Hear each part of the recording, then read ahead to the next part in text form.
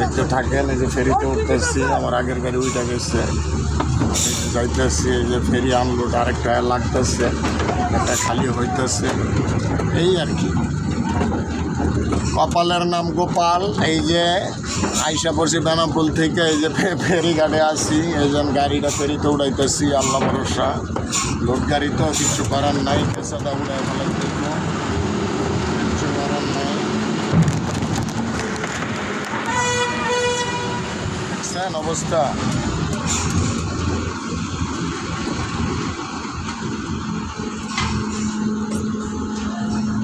মামা মাঝখানের লাইনে দিও, গাড়ি কিন্তু উঁচা।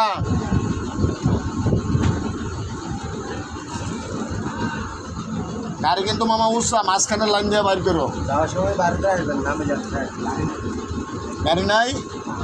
আরে মামা কি করবা, গাড়ি নাই, সব দিকে অবস্থা খারাপ। ওই যে আমার সামনে আমার কোম্পানির গাড়ি আরেকটা আসছে, ওই যে ও সামনে রাখছে, আমি একটু পিছনে আসছি। সবাই ভালো থাকবেন, আলহামদুলিল্লাহ।